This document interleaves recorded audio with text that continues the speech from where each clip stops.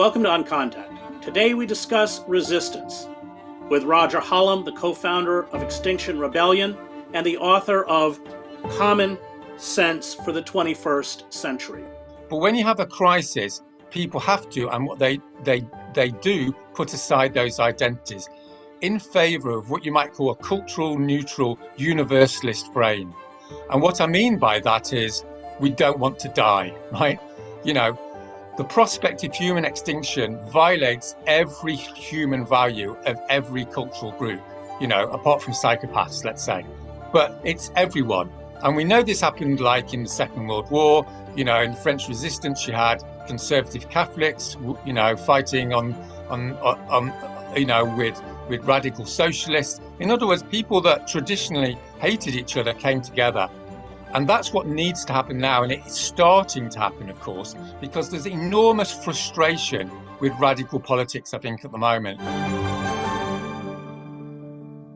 The science is unequivocal. If we do not radically reconfigure our relationship to the planet, we and most other species will become extinct. This extinction is not in the distant future, it is happening now. There is an average decline of 60% in the population size of thousands of vertebrate species around the world since 1970. Coral reefs are suffering massive die-offs from heat stress. There is over a 70% decline in flying insect biomass. Carbon dioxide concentrations are 415 parts per million, an increase of over 45% from pre-industrial levels. These emissions are at the highest level in at least 3 million years. Even if we stop all carbon emissions today, the heat trapped in the oceans will continue to push the temperature of the planet upwards for over a decade. In the face of this global emergency, our ruling elites have done nothing to halt the death march. What, to quote Lenin, must be done? Roger Hallam, the co-founder of Extinction Rebellion, in his new book, Common Sense for the 21st Century, argues that our last hope lies in mass civil disobedience to disrupt and overthrow the ruling global elites and end our reliance on fossil fuels. The activism, protests, lobbying, petitions, appeals to the United Nations and the Democratic Party, along with the work of countless NGOs, he argues, have failed.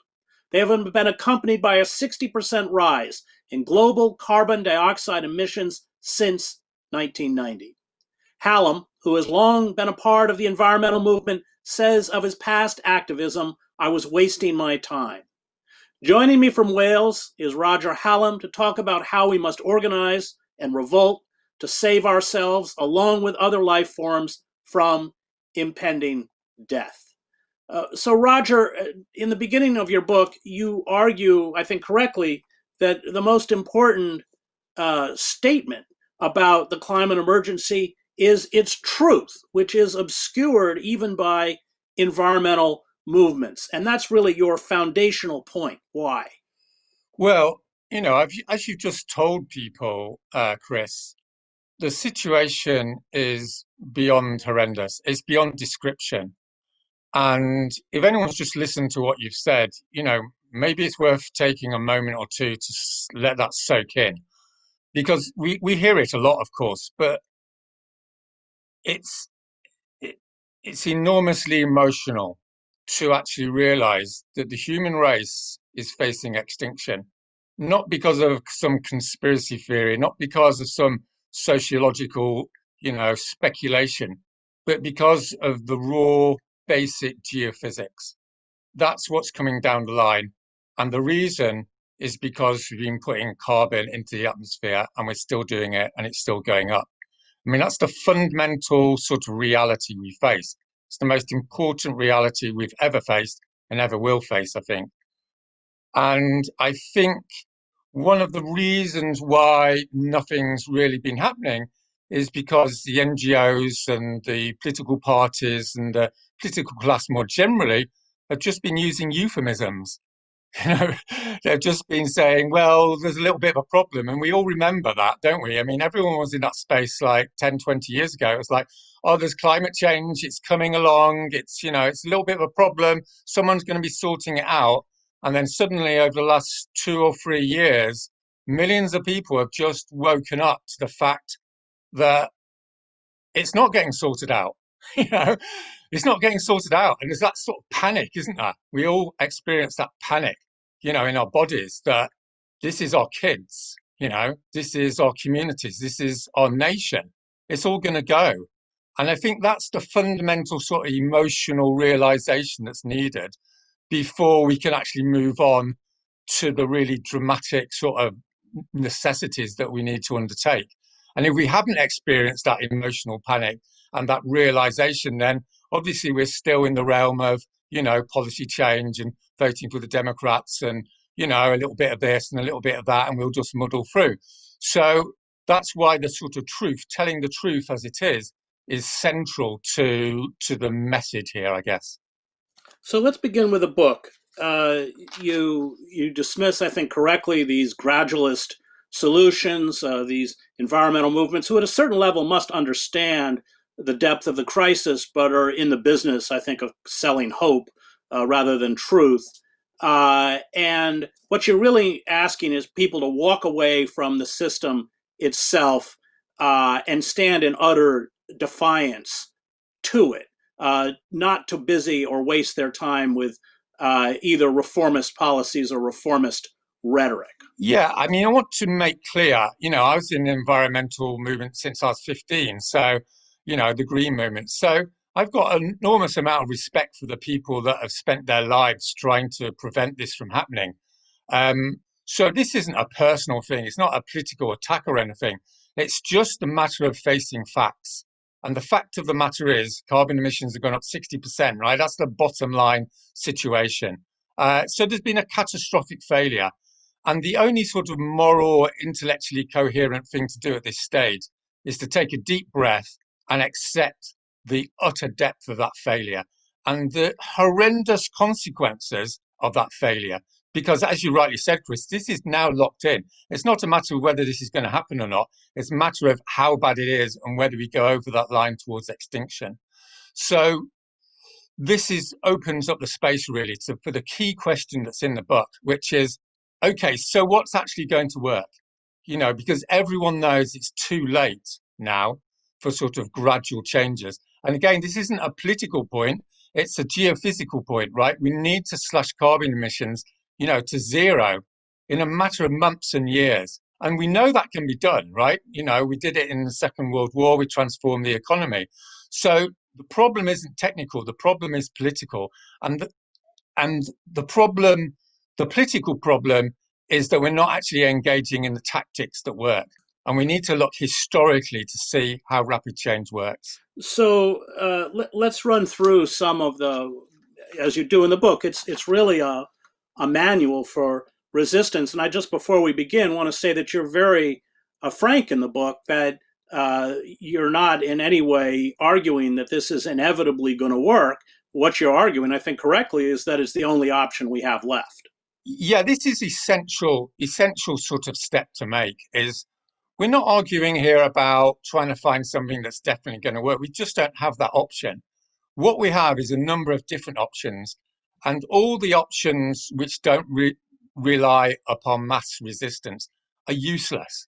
That doesn't mean mass resistance is going to work, right? It just means it's better than everything else by a long shot. So, in other words, this is a practical problem. We're not in a university seminar room here, right, doing pure critique, right? Everyone can criticize mass resistance. There's loads of problems with it. That's not the issue. The issue is what else is on the table. And the only other thing that's on the table concretely is continuing with this reformist, sending emails, doing marches, voting, and all these things that have evidently failed over the last 30 years. So we're left with this phenomenon of mass resistance, civil resistance. So the real question then is, what is it, and how can we maximize the probability that it's actually going to do the job? That's the only question we have at this point in history. So let's talk about what you call the tactical options. You're quite specific about what they are. Let's just begin with mass mobilization, but let's just run down that list. What are the mechanisms that people have to employ in order to confront power elites and ultimately, hopefully, remove them from positions of power? Well, the starting point here is to think, what do people do when they're desperate to create political change? And what that basically means is when there's an emergency. And there's a fundamental aspect to an emergency, which is it's fairly straightforward. You know, if your children are burning to death on the top floor of your house, you don't have a big intellectual discussion. You know exactly what to do. There's only one option. You run through the door, up the stairs, you grab hold of them, and hopefully they're still alive, right? There's not like lots of other options. It's not like going around the back door, ringing the police, having a chat with people down the road. There's only one thing. So what you find in history is when there's a real emergency, when there's massive injustice, when there's a massive crisis in a society, then there's only really one thing that happens. I mean, there's variations on the theme, but the thing that happens is people go to the capital city, or they go to the main cities, or they come out in those cities, they go to the street, and they stay there day after day, blocking that city and protesting. So don't confuse this with a sort of one-day march or a traditional civil disobedience, sit down in the road for, 6 hours and then go home. What the fundamental thing that people do, and, as I'm sure you know, Chris, like in the global south, this has been done many times, is people go to the capital city and they stay there. And if you look over the last 100 years, it doesn't actually take that long until political change happens. You either provoke a violent response from the state and then the state's rolling a dice. Maybe you get crushed, or maybe there's a backfiring effect and more people come into the street. But the point is like after a week or 2 weeks, you start to see changes in the elite. They start to crack and they start to move towards making concessions. Again, there's no guarantees about it, but there's substantial evidence that this happens. And even if there isn't substantial evidence, like what's the alternative? This is what people do. They don't like read a PhD thesis on it. This is what people instinctively do when terrible things are happening in a society. So that's what the book is basically reminding people of. It's not some newfangled theory or anything. It's just saying, let's do what everyone would do if they, took seriously the fact that this thing's coming down the road and it's beyond horrendous. When we come back, we'll continue our conversation with Roger Hallam, the author of Common Sense for the 21st Century.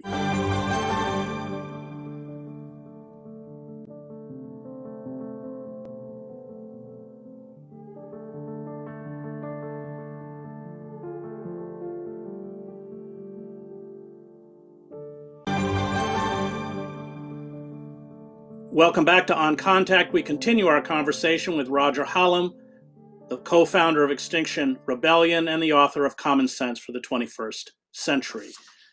So, Roger, before the break, we were talking about tactics.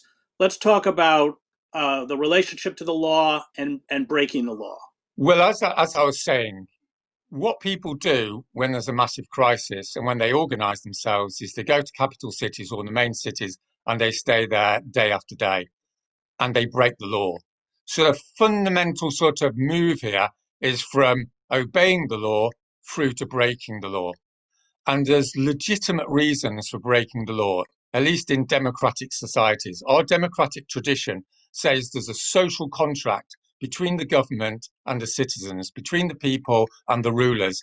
We are not subject to their laws in all circumstances. We're only subject to the laws to the extent that the government protects the people and enacts social justice. When those things are broken, when a government facilitates the mass destruction of the people, then the people have the right and indeed the duty to rebel against that government. And that's a fundamental idea in Western society and obviously in other traditions as well, going back, 200 or 300 years.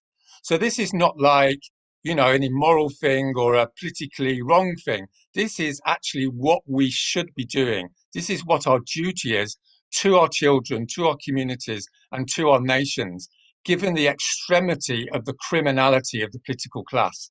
I mean, just to remind ourselves, right, for 30 years, the political class has known exactly what is coming down the road. We were told in 1990 we were facing ecological collapse.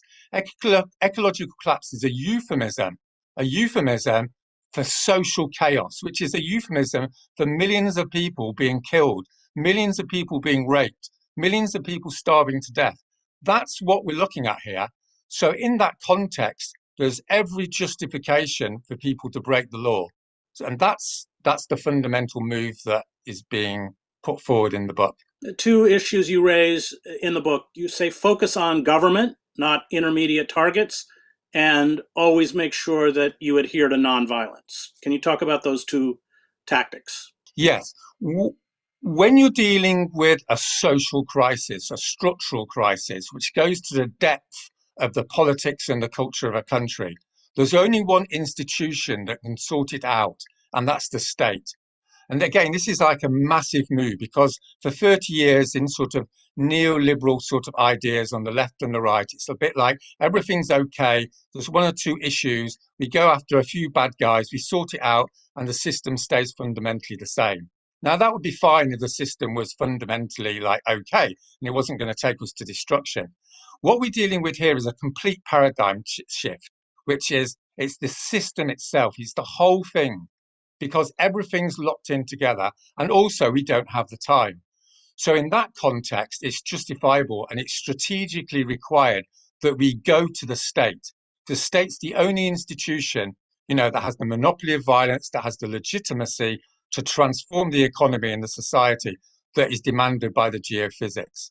So that's the big move. And you see that often, historically with political movements, they start off with a particular issue, like hunger or something, and then they move on to political maturity, which is to change the whole political system because they realize that's necessary. And that transformation is basically happening now, with Extinction Rebellion. As far as the non-violence is concerned, the fundamental point here is that non-violence is the most effective way of changing the society in a progressive way. It's possible, as we all know, to change societies through violence, and occasionally it can have a progressive outcome. But we don't have the luxury here of not following the social science. The social science is clear. If you want to maximize the probability of fundamentally changing society rapidly in a progressive way, then you need to engage in civil disobedience, like non-violence. The other thing about non-violence is it's basically a numbers game. If you want to change a regime, it's about how many people you get on the street. And if you engage in non-violence, loads more people can engage in it. There's lower barriers to entry, as they say in the literature. In other words, you can get old people, young people, disabled people, people regardless of how much money and background they are, everyone can come to the street. And that's the genius of civil resistance. It's basically about thousands of people breaking the law all at once and overcoming, the government's resistance to change. And I watched this in the revolutions in Eastern Europe, crowds of 500,000 people in Wenceslas Square in Prague or in Alexanderplatz in East Berlin. And of course, what it does is creates paralysis in the mechanisms of control, i.e., the police or even the army, who will no longer defend a discredited regime, which is all the theorists of revolution, Jeffrey Davies, Crane Britton, and others have pointed out is key. Let me ask, you say you must present the authorities with what you call an impossible dilemma. What do you mean by that? When you're approaching the government, there's two options. The government can either negotiate with you or repress you. And the dilemma for the government when you engage in civil resistance is if the government goes for the repression option, they risk what's called backfiring. What backfiring means is people see thousands of people being arrested or being put into prison or being beaten up. And that can lead to two things. It can lead to success. And as we established at the beginning of this interview, civil resistance is not like press the button, you're going to be successful. What civil resistance enables you to do is throw a dice. No one can predict the outcome of it. And the reason you're throwing the dice is that there's a high probability, there's no certainty, but there's a high probability that when people are arrested en masse and or thrown into prison and or like subject to violence, thousands more people come onto the street.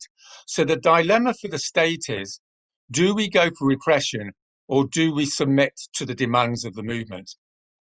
And at a certain point, of course, the state is forced to submit to the demands of the movement. And that's why it's so successful, because they may go for the repression option. As Gandhi said, first they ignore you, then they laugh at you, then they fight you, right? And then you win.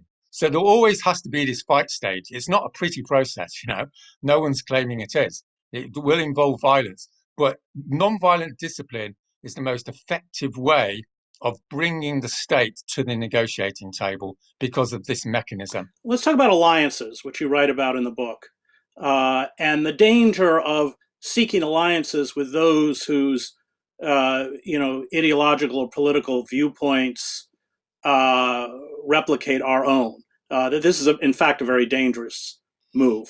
The fact of the matter is just about all the established organizations in society are wedded to a sort of reformist paradigm, and this is because people find it very difficult to change.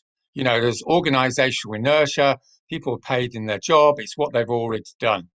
So what you find, I think, in revolutionary situations is that people literally come up from the street. In other words, it happens outside the institutions. Now, I have no particular problem with institutions in themselves, right? Institutions are vital, and it's essential that there is institutionalization within these movements in order to maintain discipline. But the fact of the matter is, the geophysical system has changed so fast that there's this massive lag. Most of the NGOs, all the NGOs, if we're honest with ourselves, are still in this paradigm of doing campaigns and what have you. And I talk to them and say, send out an email to ask people to do mass civil resistance. And they won't do it because they can't get their heads around, something that's literally not happened for decades. But the fact of the matter is, this is the only thing that works. So what's going to happen, I think, is people are going to break out of those institutions, those political groups, and join rapid mobilization systems, like we've got with XR American in the United States, where you have teams of people going around the country, mobilizing people through talks, and then they go to non-violence trainings, they get into affinity groups, small support groups, they go to the cities and they sit down. It's a very straightforward, reduced mechanism, but it has sufficient institutionalization to work. It's not chaos, but on the other hand, it's not like going through the institutions. So it's somewhere in that sort of area that we're actually looking at having the optimum situation, as you might say. You say that the message has to come in what you call culturally neutral language. What do you mean by that? Well, if you're going to mobilize literally millions of people, they're not all going to be from the same culture. And one of the big difficulties of political movements is that they're successful to a certain point and then they stop being successful. And they stop being successful for the reason they're successful, which is they appeal to a particular cultural group with particular views, ways of speaking, linguistic rules, particular value systems. When you get to civil resistance, what happens is people put aside their particular identities. I mean, identities are fine and they're necessary and they're a crucial part of politics in a normal society. But when you have a crisis, people have to, and what they do, put aside those identities in favor of what you might call a cultural neutral universalist frame. And what I mean by that is we don't want to die, right? You know, the prospect of human extinction violates every human value of every cultural group, apart from psychopaths, let's say. But it's everyone. And we know this happened like in the Second World War, in the French resistance, you had conservative Catholics, fighting with radical socialists. In other words, people that traditionally hated each other came together. And that's what needs to happen now. And it's starting to happen, of course, because there's enormous frustration with radical politics, I think, at the moment, that it's not actually coming up with the goods. And that's because it's caught in this identity politics past. Now, that doesn't mean that we're not having focus on social justice and all that emphasis on the justice agenda, as you might say. What it means, though, is that we put our focus on coalition building with many groups on the basis of this universal agenda, as you might say. And if we don't do that, we're all dead. Let me just to close in the last 2 minutes, Roger. Yeah. Just very quickly talk about some of the actions that you have carried out in London, and the importance of what you call a post kind of revolutionary agenda. that all of these movements have to come accompanied with a vision.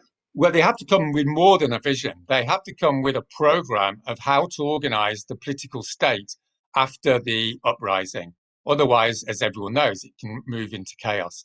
And the big the big thing here is citizens' assemblies, which is randomized selections of citizens who will decide how to transform the economy, who are insulated from corruption, insulated from big money, and from the political class. And that's something we've seen in small examples all over the place around the world. So there isn't like a void here.